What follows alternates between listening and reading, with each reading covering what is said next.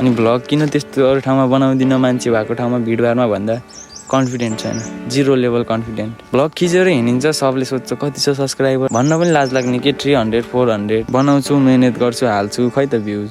अस्ति video part 1 भनेर हाल्दै थिएँ, खै त्यसमा 50+ भ्युज छ। अनि के गर्ने है, 50+ भ्युजले त हामीलाई त्यत्रो मेहनत गरेको सबै आफ्नो मनै मरिदिन्छ क्या। अनि भिडियो बनाउने मन लाग्दैन क्या, सपोर्टै छैन क्या, सब भ्लगर निस्क्यो अनि कसलाई सपोर्ट गर्न सक्छ। अलिअलि भ्युज आइदिनु पऱ्यो, आफ्नो निरन्तर सब्सक्राइब प्लस हुन पऱ्यो, त्यति भएपछि त जस्तो ठाउँमा पनि कन्फिडेन्ट आउने रहेछ क्या।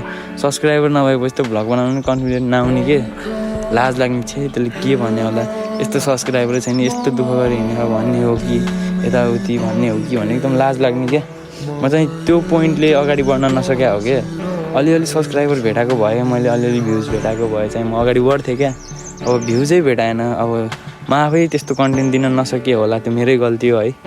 जस्तो छ त्यस्तै कन्टेन्ट दिएर पनि होला, म केही भन्दिनँ अरूलाई पनि है। अडियन्सहरू त जे राम्रो देख्यो त्यही हेर्ने, मै उस्तै छु। युट्युबमा जे रमाइलो राम्रो देख्यो त्यही हेरिदिन्छु। अब आफ्नो कोसिस बेस्ट गर्छु। मलाई कन्फिडेन्ट पनि एकदम 0 लेभलमा छ, कन्फिडेन्ट बढाउनु छ। म एकदम कन्फिडेन्ट बढाएर अगाडि बढ्छु भन्ने सोच राखेर अहिले चाहिँ फेरि भ्लग पुनः स्टार्ट गरेछु मैले। त्यही नै हो, म चाहिँ बस मेहनत गर्छु, मेहनत गर्न छोड्दिनँ। भर्खर स्टार्टिङ हो, अझै कति दुःख भोग्नै छ बाटोमा होइन।